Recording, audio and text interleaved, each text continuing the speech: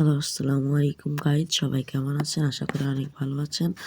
আজকে আমরা শিখবো আমাদের ভিডিওর পার্ট 2। তো পার্ট 2 তে আজকে আমরা শিখবো আমাদের বীজগণিতের সূত্র 6 থেকে 10।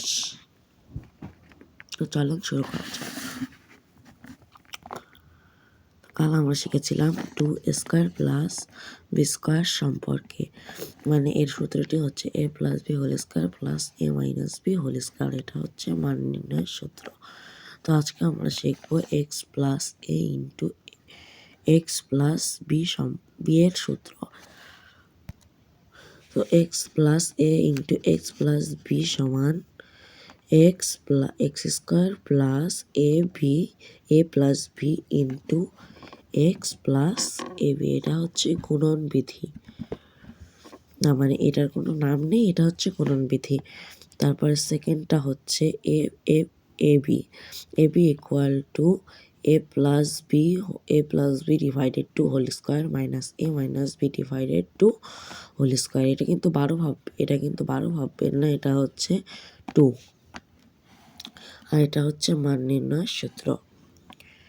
সো তারপরে রয়ে গেছে 4ab, এটা equal to A plus B whole square minus A B whole square, A minus B whole square. এটা হচ্ছে মান নির্ণয়ের সূত্র। তারপরে A plus B plus C whole square equal to A square plus B square plus C square plus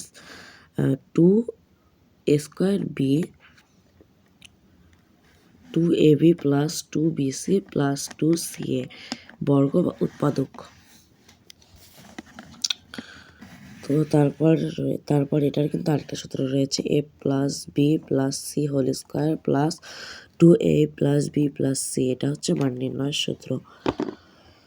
তারপরে A square plus B square plus C square equal to A plus B plus C whole square minus 2a plus B plus C plus 2a into A B plus B C plus C A. এটা হচ্ছে মান নির্ণয়ের সূত্র।